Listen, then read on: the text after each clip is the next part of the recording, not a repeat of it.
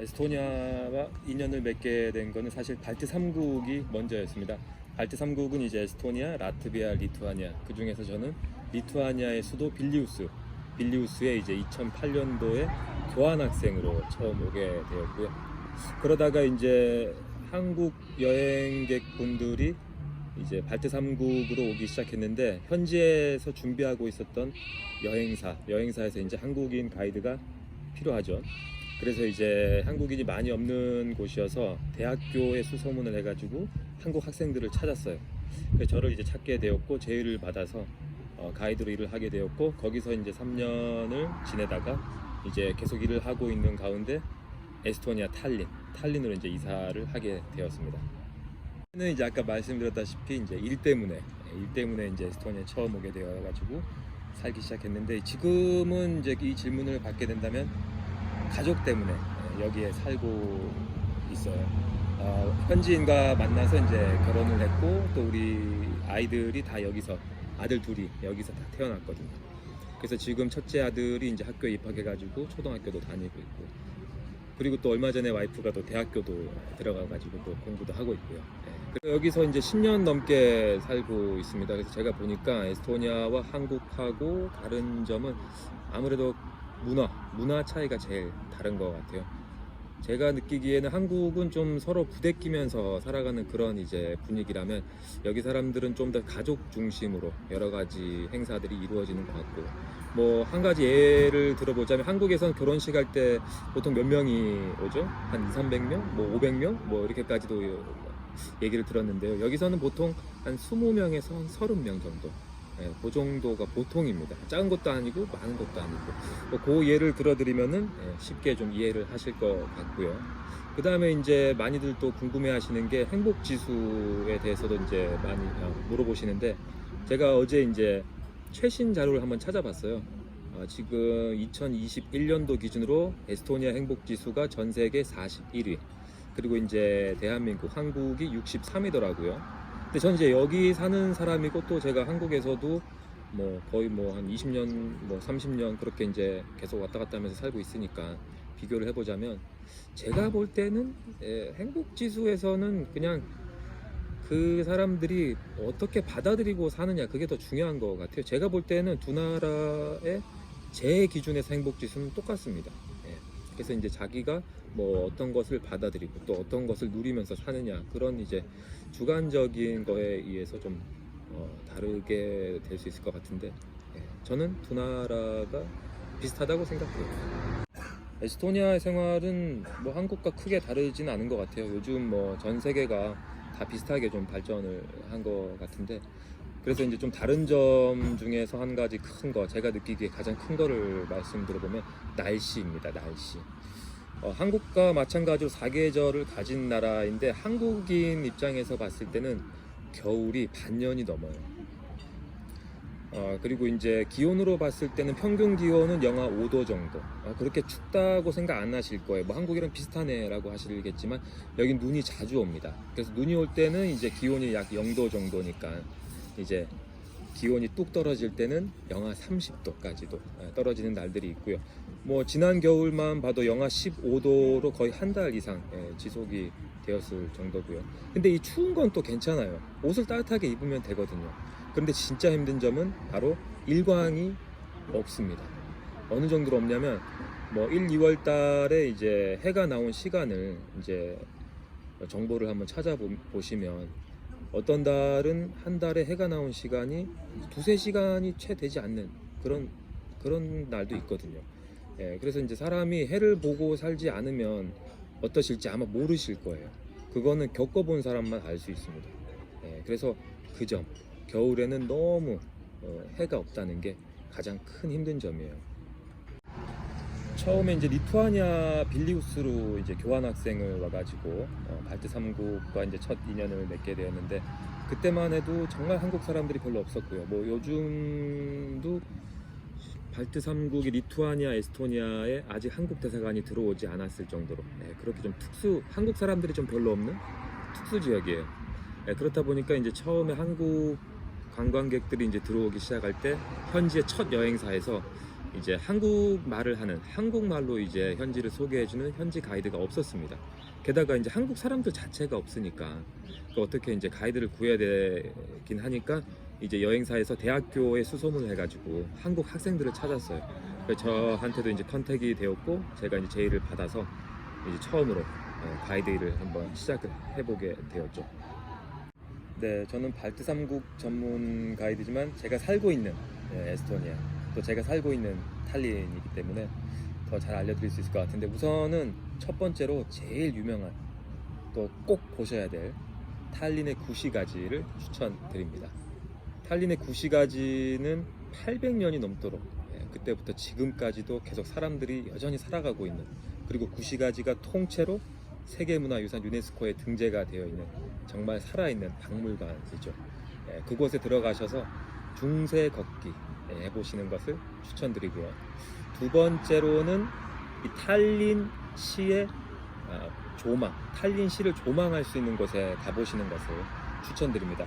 그래서 이제 두 가지 정도가 될 것 같은데, 첫 번째로는 구시가지 가까운 곳에 있는 높은 빌딩의 스카이 라운지를 찾으셔서 올라가셔서 구시가지뿐만 아니라 근처 신시가지, 그리고 항구, 그리고 바다, 모든 것을 한번 또 내려다 보시고, 그리고 또 해안을 따라서 해안도로를 따라가시면서 해안의 풍경도 보시고, 또 바다 건너에서 보이는 탈린의 모습, 구시가지, 신시가지, 그리고 항구의 모습, 이렇게 또 골고루 다 같이 보시게 되면은 그 도시, 이 도시가 진짜 어떤 모습인지 제대로 보실 수 있을 것 같아요. 자, 그리고 세 번째로 추천드리는 곳, 장소는 자연입니다. 에스토니아의 국토는 우리나라의 절반밖에 되지 않아요. 대한민국 남한의 절반. 그런데 인구수는 약 130만 명밖에 되지 않습니다. 그래서 사실 도시만 나가면 있는 게 없어요. 다 자연이에요. 뭐 시내 중심에서 차를 타고 20-30분만 나가도 숲속 한가운데 서 있는 우리를 발견할 수 있을 정도인데요. 그래서 이제 자연에 가보시는 것을 추천드리는데, 그 중에서 에스토니아는 정말 청정 지역이 아니라면 남아있지 않은 습지가 또 많은 나라입니다. 그래서 탈린에서 차로 1시간 이내에 도착할 수 있는 라헤마 국립공원의 비루 습지, 현지 말로는 비루라바라고 하는데요. 거기에 가셔서 약 1시간, 뭐 많게는 약 2시간 정도 소요되는 습지 트레킹 코스를 추천드려요. 에스토니아에서 가장 살기 힘든 점, 날씨입니다. 사실 여름만큼은 정말 좋아요. 날씨가 너무너무 좋아요. 한 2-3달 정도 여름에는 백야가 있기 때문에 해가 지지 않는, 특히 하지 때 오시면 해가 지지 않아요. 그리고 날씨도 기온으로 보셨을 때 약 20도 안팎으로, 정말 우리나라에서 이쪽으로 여름에 여행을 오시면은 피서 왔다고도 많이 말씀들 하시죠. 그런데 이제 진짜 힘든 점은 바로 겨울이에요. 기온으로 봤을 때는 우리에게는 뭐 반년이 넘는 겨울이고요. 추운 것보다 정말 힘든 점은 이제 해가 없다는 점인데, 한 달에 해를 1-2시간만 볼 수 있다고 한번 상상을 해보세요. 상상을 해보셔도 모르실 거예요. 저는 그래서 이 점이 어떻게 이제 말씀을 드리냐면, 전 세계에서 가장 살기 힘든 나라가 바로 북유럽입니다. 북유럽 4국도 많이들 아시겠죠. 그리고 또 발트 3국, 에스토니아, 라트비아, 리투아니아도 지리적으로는 북유럽이에요. 이 북유럽이 어떻게 보면은 정말 잘 사는 나라, 또 발트 3국도 이제 발전하기 시작한 나라지만, 날씨 때문에는 전 세계에서 가장 살기 힘든 나라라고 저는 감히 말씀드릴 수 있을 것 같아요. 저는 제가 하고 있는 일, 가이드라는 직업이 참 좋은 것 같아요.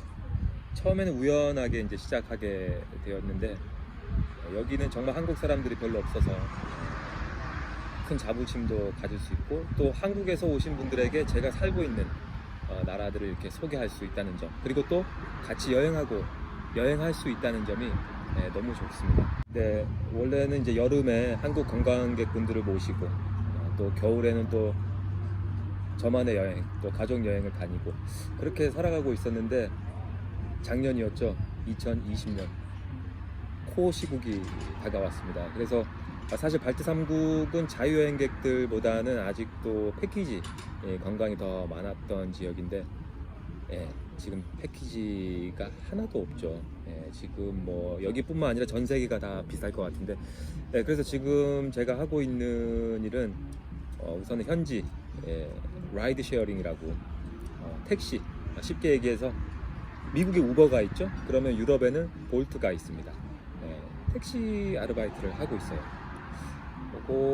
그 일을 하는 이유가 몇 가지 있는데, 우선은 외국 사람이 여기서 당장 원래 하던 일을 이제 못하게 돼가지고 다른 일을 구할 때 그나마 좀 페이가 괜찮은 편이고, 그 다음에 제가 이제 에스토니아 면허증도 가지고 있고 또 차량도 있고 여러 가지 이제 조건이 돼가지고 이제 시작을 했고요. 그리고 이제 또 더 중요한 이유는 제 스케줄을 제 마음대로 할 수 있다는 점이죠. 그래서 이제 제 가족 아이들을 봐야 되는 경우, 와이프가 어디 볼 일이 있어가지고 제가 아이들을 봐야 되고, 아이들 학교에 가서 애들 데리고 와야 되고, 유치원에 가서 애들 데리고 와야 되고, 그렇게 필요한 일이 있을 때마다 제 스케줄을 조정해서 이제 할 수 있다는 점이 참 좋은 점이죠. 이제 코로나 코시국도 2년째를 맞이해가지고 이렇게 저렇게 좀 풀리는 나라도 있고 또 여행을 다니시는 분들도 있고, 저는 그래서 지금도 누군가 여기에 또 와주셔가지고 또 저를 만나시게 되고 또 함께 여행할 수 있지 않을까, 그런 기대를 가지고 이 택시라는 일을 하고 있습니다. 왜냐하면 그런 분들이 찾아와 주신다면 제 택시는 그만두고 잠시 일을 멈추고 그분들을 만날 수 있다는 그런 큰 장점이 있거든요. 그래서 계속 버티면서 택시하면서 생활비도 벌고 또 자유롭게 스케줄을 조정할 수 있기 때문에 누군가가 저를 찾아주신다면 그분들을 위한 시간 충분히 또 제가 마련할 수 있고요. 그리고 또 하나 이제 준비하고 있는 게, 이미 몇 년 전부터 이제 생각은 하고 있었는데 이제 좀 시작을 해보려고 하는 게 바로 유튜브, 그리고 블로그, 그리고 또 마이리얼 트립이라는 이제 그 플랫폼에 제가 등록이 되어 있습니다. 그걸 조금 더 수정하고 보완해서 지금 이 시국에 맞는 그런 상품으로 조금은 더 보완을 해가지고 다시 준비를 해보려고 하고 있어요. 그렇게 하다 보면 또 시간이 지나고 또 더 많은 분들이 또 찾아와 주기 시작할 테고, 또 전 세계가 다시 좀 예전의 평범한 일상을, 새로운 또 다른 일상을 찾아갔으면 하는 바람입니다. 제가 여기 살면서 목표는 어디가 돼도 다 비슷할 것 같은데, 재미나게 살자, 행복하게 살자가 제 목표입니다. 어떻게 들어보시면 좀 추상적이실 수도 있겠지만, 근데 제가 이제 여기서 가이드 일을 하게 되면서 여행이 제가 누릴 수 있는 것뿐만 아니라 저의 일이 또 되어가지고, 근데 일이 되어도 참 재밌더라고요. 그렇게 이제 한국이라는 먼 나라에서, 또 제 나라에서, 우리나라에서 이제 오신 분들에게 제가 살고 있는 나라를 소개하면서 같이 여행하는 거, 그리고 또 여름에는 이렇게 이제 관광객들이 많이 찾아와 주셔가지고 일을 하고, 또 겨울에는 시간이 남아요. 그래서 이제 저도 저와 와이프 아니면 또 아이들과 함께 또 다른 유럽에 여행을 자주 가곤 했었거든요. 그렇게 사는 게 너무 재밌더라고요. 그래서 제 삶의 목표, 재밌게 살자, 행복하게 살자, 그게 여태까지는 잘 이루어진 것 같아요. 네.